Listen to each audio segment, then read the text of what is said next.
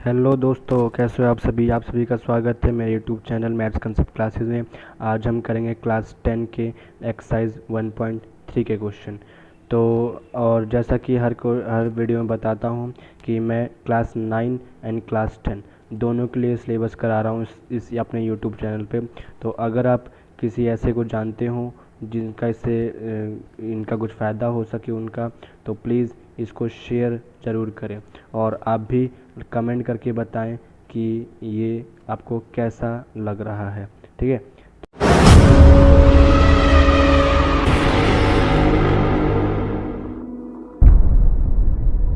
चलिए स्टार्ट करते हैं। तो देखिए, मैंने अभी जैसे बताया कि हम लोग एक्सरसाइज 1.3 के क्वेश्चन करेंगे। तो हम लोग क्लास 10 के चैप्टर 1 और उसके एक्सरसाइज 1.3 के क्वेश्चन करेंगे अभी। तो चलिए देखते हैं सबसे पहला क्वेश्चन है कि prove that √5 is a irrational number.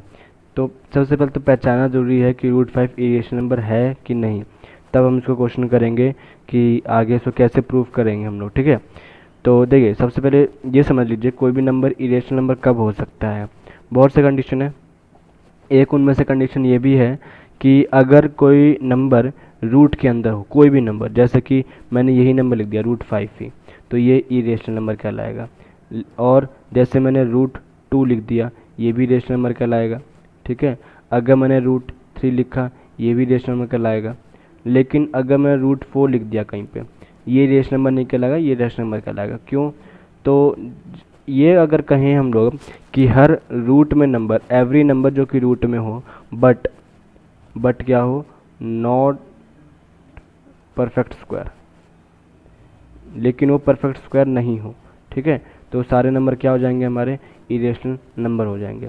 तो चलिए इसी दौर पे देखते हैं कि सबसे पहला कि प्रूफ करते हैं कि इरेशनल नंबर हम उसको प्रूफ कैसे कर सकते हैं।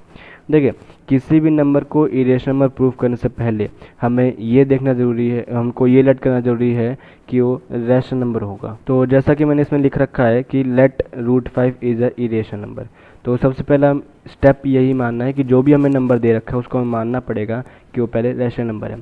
तब हम उसको करके देखेंगे सॉल्व, हमारे पास कुछ डाटा आ जाएंगी, तो उसके आधार पर, उसके बेसिस पर हम लोग कह सकेंगे कि ये रैशनल है या इरेशनल है। तो चलिए देखते हैं डाटा कैसे निकालते हैं। तो देखिए, तो इसके बाद मैंने लिखा कि √5 इज़ अ रेशनल नंबर। तो रेशनल नंबर हम बताते हैं कि कोई भी डेफिनेशन रेशनल नंबर का जैसे क्या होता है कि वो a/b के फॉर्म में होना चाहिए, ये होना चाहिए। And where a and b are coprime number, क्या दोनों होना चाहिए, a एंड b दोनों के दोनों को प्राइम नंबर होना चाहिए। अगर आपको को प्राइम नंबर नहीं पता है तो इसकी जो फर्स्ट लेक्चर की 10th क्लास की जो फर्स्ट वीडियो होगी एक्सरसाइज 1 एक्सरसाइज चैप्टर 1 फर्स्ट में ही, तो आप उसको जाके डेफिनेशन देख सकते हैं, उसमें मैंने अच्छे से समझा रखा है। ठीक है, तो सबसे पहले दे समझना हमें कि रैशनल नंबर क्या होते हैं, a/b के फॉर्म में होते हैं और b यहाँ पे कभी भी 0 नहीं होता है। और सेकंड चीज़ कि a और b दोनों के दोनों को प्राइम नंबर होने चाहिए। ठीक है, देखिए अब क्या करना है कि हमने जैसे लिख दिया √5 इज इक्वल टू a/b, हमने माना कि √5 इरेशनल नंबर है, √5 अपने इरेशनल नंबर मान लिया। अब स्क्वायरिंग बोथ साइड मार दिया, स्क्वायरिंग बोथ साइड करते ही अपने पास क्या आ जाएगा, स्क्वायरिंग बोथ साइड करते ही अपने पास आ जाएगा क्या, कि जैसे मैंने लिखा था √5 इज इक्वल टू a/b, यही लिखा था। तो b को अगर मैं क्रॉस मल्टीप्लिकेशन कराऊँ b का, तो क्या हो जाएगा, √5b is equal to a, यही आ जाएगा। ठीक है, √5b is equal to a। ठीक है, अब अगर अब इसका स्क्वायरिंग बोथ साइड करा दें, तो देखिए √5b का स्क्वायरिंग बोथ साइड करेंगे तो √5 को तो 5 आ जाएगा और b का क्या आ जाएगा, b स्क्वायर आ जाएगा। ठीक है, उसी तरह a का स्क्वायरिंग बोथ साइड करेंगे तो a स्क्वायर आ जाएगा। यहाँ से हमें क्या समझ में आ रहा है कि 5b square is equal to a square आ जाएगा। ठीक है, तो 5b square is equal to a square, ये वाली चीज़ आ जाएगी। यहाँ से एक चीज़ ये समझने की है कि जो a स्क्वायर जो है ना, a स्क्वायर वो b स्क्वायर से डिविजल हो सकता है। a स्क्वायर क्या होगा, b स्क्वायर से डिविजल हो सकता है। अगर और एक चीज़ फिर अगर ये है तो कंडीशन ये भी बननी चाहिए कि a जो है, a जो है वो भी b से डिविजिबल होगा। ठीक है, a जो है वो भी b से डिविजिबल होगा। ठीक है, हमने यहाँ पे तो चेक कर लिया, एक बार देख लिया कि ए जो है, हमने यहाँ पे मतलब प्रूव कर दिया कि ए जो है बी से डिविजिबल होगा। ठीक है, उसी तरह एक और नंबर लेंगे। कैसे लेते हैं वो नंबर? ठीक है, हमने लिखा था ये √5 b इज इक्वल टू ए, यही हमने लिखा था। इसी के इसको क्या मान लेना हमको, इसको एक अलग से नंबर मानना पड़ेगा। तो हम लोग जैसे मान लेंगे, यहाँ पे लिखा मैंने a is equal to 5k मान। ठीक है, तो b स्क्वायर को हम लोग k मान सकते हैं और a स्क्वायर को हम लोग a तो मान ही लेंगे, ऊपर वाले टर्म से ही इसको हम लेट मान लेंगे। ठीक है, इसके बाद ठीक है, इसके बाद वही सेम काम, स्क्वायरिंग बोथ साइड कर दीजिए। तो a इज इक्वल टू अगर 5k है, स्क्वायरिंग बोथ साइड करते ही अपने पास a square is equal to 25k आ जाएगा। यहाँ से दोबारा k स्क्वायर आ जाएगा। यहाँ से दोबारा वही चीज़ समझ लिए कि k स्क्वायर जो है a स्क्वायर से डिविजिबल होगा। अगर k square a square divisible होगा तो जो k है वो भी डिविजिबल होगा। फिर तो जो k बनेगा, कौन बनेगा?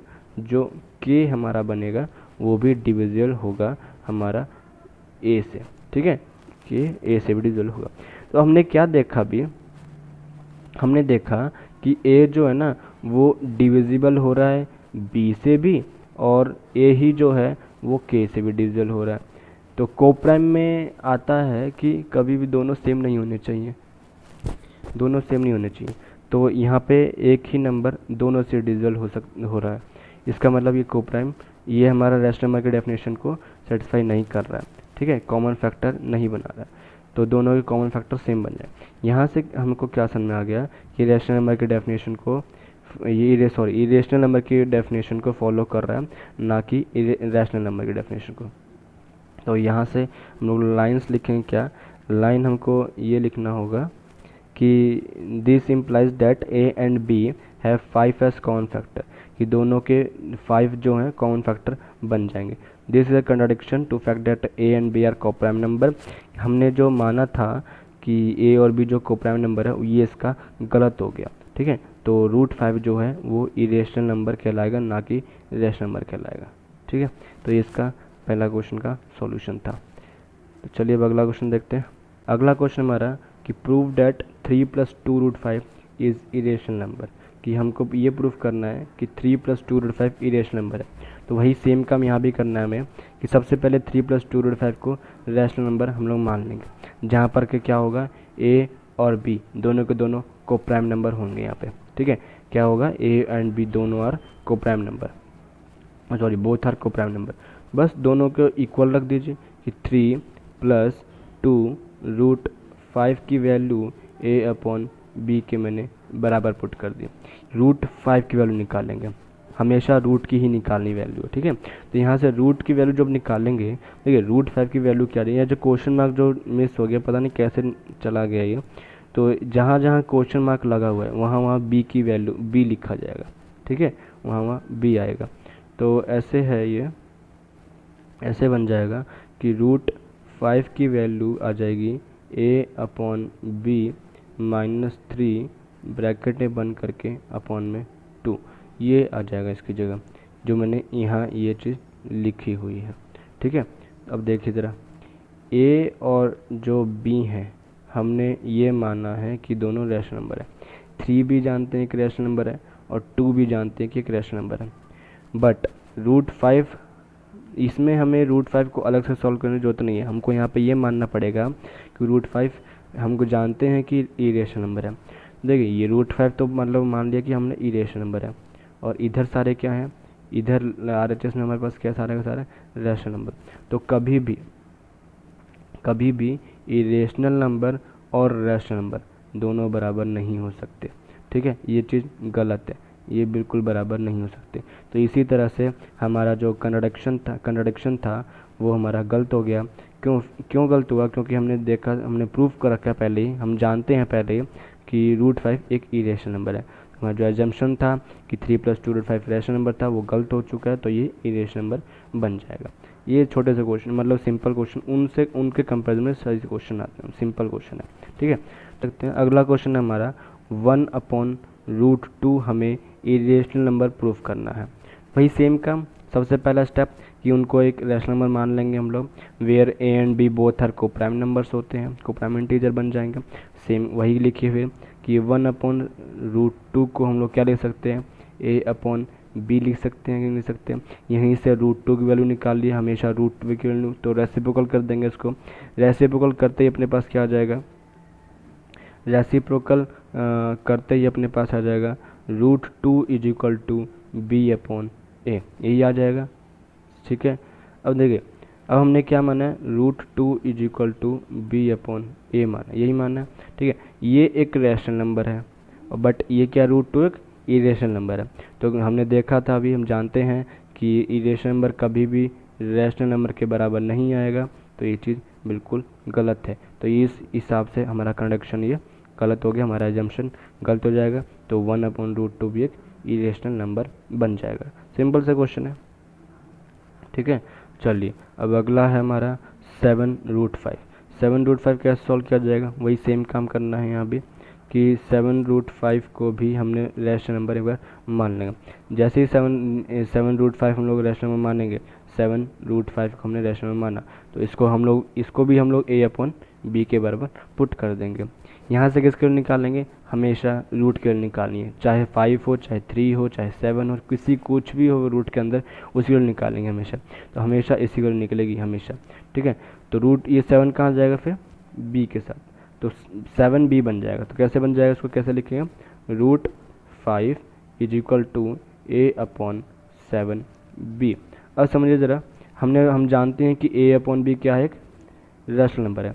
क्या जानते हैं हम लोग, a/b एक रैशनल नंबर है, बट और 7 क्या है साथ में, ये भी रैशनल नंबर, तो पूरा क्या बनेगा, ये पूरा रैशनल नंबर बन गया। लेकिन हम लोग ये भी जानते हैं कि √5 एक क्या है, इरेशनल नंबर है। और हम क्या जानते हैं कि रेशनल कभी भी रैशनल के बराबर नहीं लिखा जा सकता। तो इस हिसाब से ये भी हमारा जो एजम्पशन था कि 7√5 एक रैशनल नंबर है, तो हमारा गलत हो गया, हमारा एजम्पशन गलत हो गया, फॉल्स हो गया, और 7√5 इस तरह से इरेशनल नंबर प्रूफ कर दिया जाएगा। ठीक है, चलिए अगला क्वेश्चन देखते हैं। अगला क्वेश्चन है 6 + √2। 6 + √2 को हमें इरेशनल नंबर प्रूफ करना है। सेम प्रोसेस, वही सेम प्रोसेस कि 6 + √2 को हम लेट कर लेंगे a/b इसकी, और यहाँ से किसके निकाल लेंगे, यहाँ से भी वही सेम वैल्यू किसकी, रूट की वैल्यू, मतलब √2 की वैल्यू निकलेगी। तो √2 की वैल्यू जैसे निकलेगी, ये जो 6 है, ये 6 यहाँ से -6 बन जाएगा इधर। ठीक है, तो a/b -6 बन जाएगा।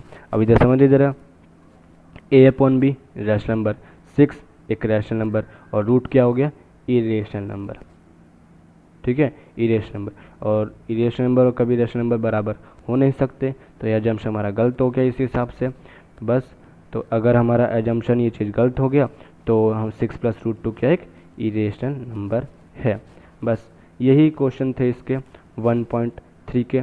हमने जिस प्रोसेस से मैंने समझाने की कोशिश की है, वो बहुत ही सिंपल एक प्रोसेस है। ठीक है, आप एक बार समझ में नहीं आया तो 2 से 3 बार देख सकते हैं इसे।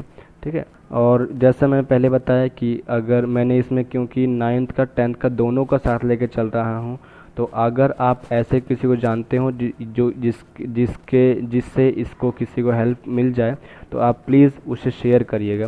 और शेयर करने के साथ साथ आप लाइक भी करिए, कमेंट भी करिए, एंड हमें बताइए कि आपको कैसा लग रहा है ये। साथ में अगर आप इस चैनल पे नए हो तो सब्सक्राइब ज़रूर करिएगा।